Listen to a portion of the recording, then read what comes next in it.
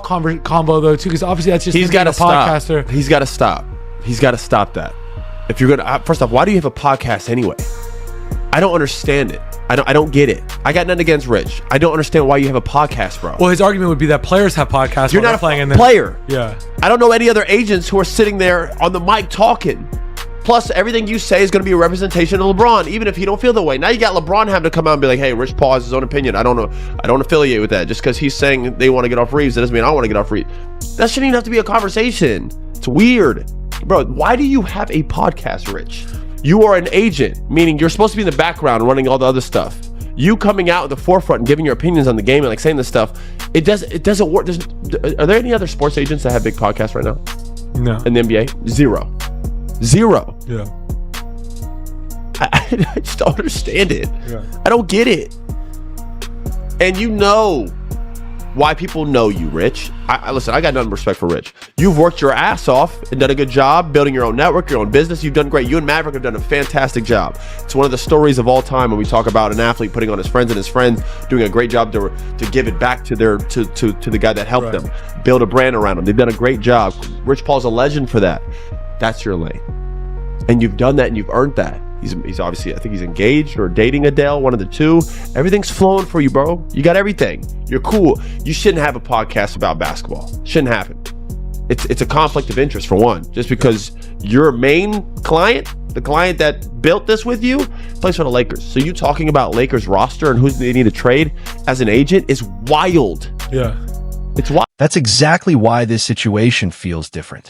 For years, LeBron James has been celebrated as the ultimate team leader, the organizer, the stabilizer, the basketball mind who lifts everyone around him.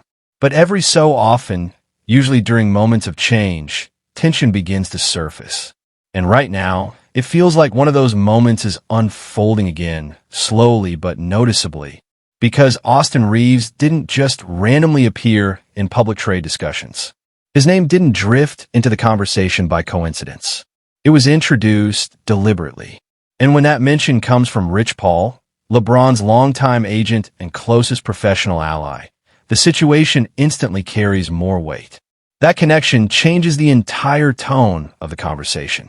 No matter how carefully LeBron tried to step back from the comments afterward, no matter how composed or measured his explanation sounded, the public perception tells a different story. And perception matters. In professional sports, optics can shape narratives just as strongly as actions themselves. Right now, those optics are intense, and they're impossible to ignore. The uncomfortable reality is this. Reaves isn't seen as an obstacle because he can't contribute. Quite the opposite. His value is exactly what makes him complicated.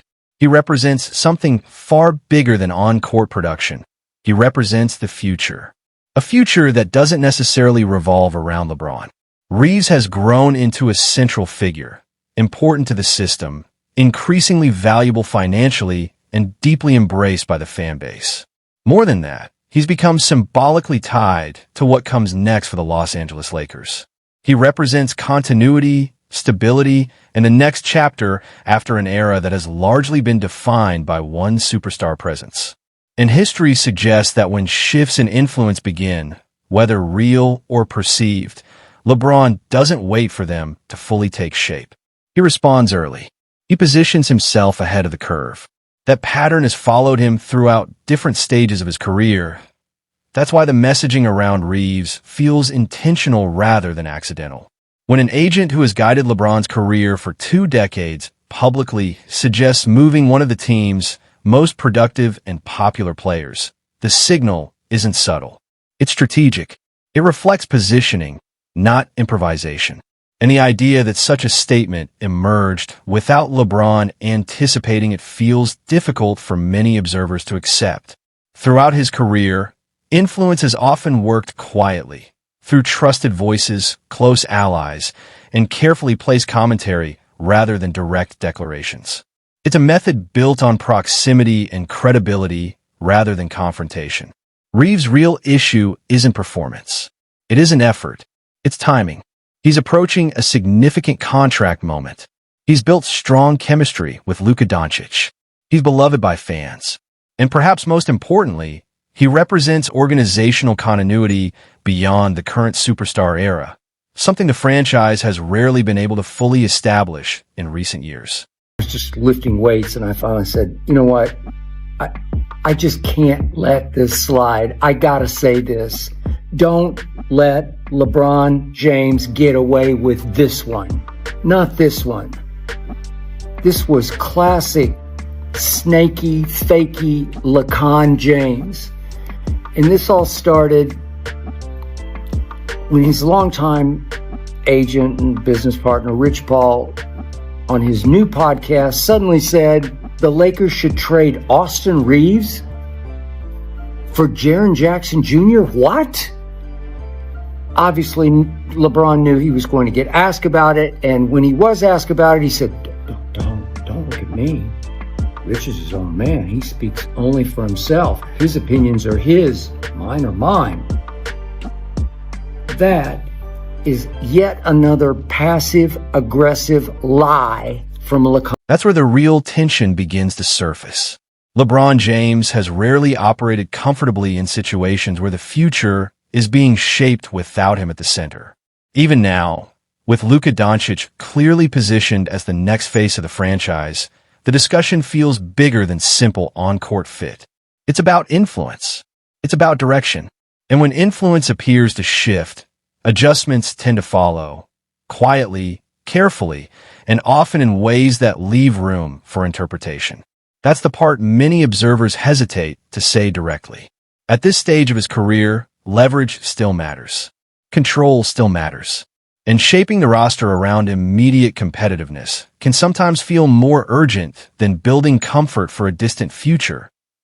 That's where Austin Reaves becomes such a complicated figure in the conversation. Not because of weakness, but because of strength. His growth forces difficult organizational decisions. If he remains a long-term cornerstone, the Los Angeles Lakers must plan financially around him. They must accept that offensive responsibility increasingly flows through Doncic.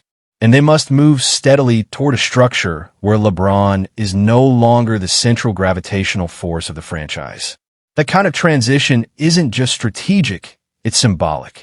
It signals a shift from present dominance to future continuity. And transitions of that scale are rarely simple. If Reaves were moved, the equation would change quickly. Financial flexibility would open up.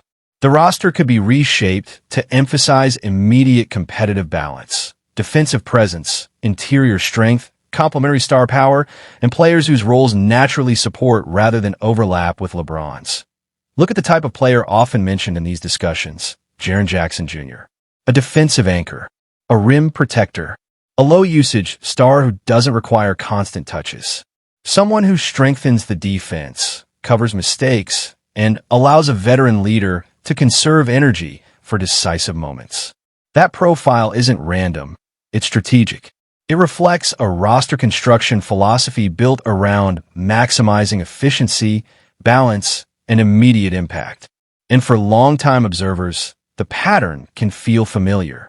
Across different stages of his career, roster adjustments have often aligned with competitive timelines, whether that meant prioritizing experience, defensive support, or star power design to extend championship windows. In the end, this isn't just about one player or one potential move. It's about how a franchise balances two powerful forces at once, honoring the present while preparing for what comes next. And when those timelines begin to overlap, tension isn't unusual, it's inevitable. You're fucking up the business. Now you got Austin Reaves looking over there like, hey man, what we doing? Jaren Jackson Jr.?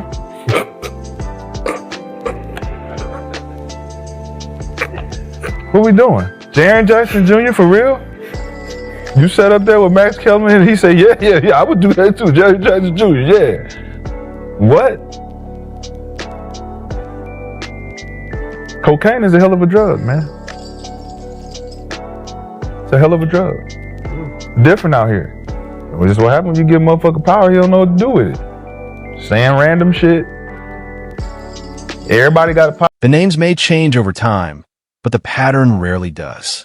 When LeBron James is focused on legacy, emotion tends to take a back seat. And right now, legacy feels like the driving force behind everything. He's looking straight at the closing stretch of a historic career, and every season without another championship tightens the narrative he's spent decades building. For the first time, though, the Los Angeles Lakers are no longer forced to build their entire future around him. They have Luka Doncic, a long-term centerpiece whose timeline exists independently of LeBron's. That shift is new. And for a player who has spent much of his career shaping direction wherever he goes, sharing, or gradually losing, that central role naturally creates tension, but that's why comments from Rich Paul landed with such force. Not because LeBron said anything directly, but because of what the message implied. Paul has been deeply connected to LeBron's professional decisions for years. When someone that close publicly frames a key player as potentially movable, people don't hear randomness. They hear positioning. And that's where the conversation shifts from basketball fit to something deeper. Influence, direction, and identity. Who is this team truly being built for? And when different competitive timelines overlap, who ends up caught in the middle? That's where Austin Reaves enters the spotlight.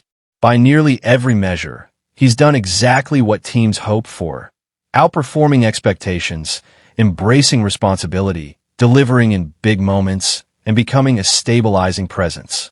He's grown into more than a contributor.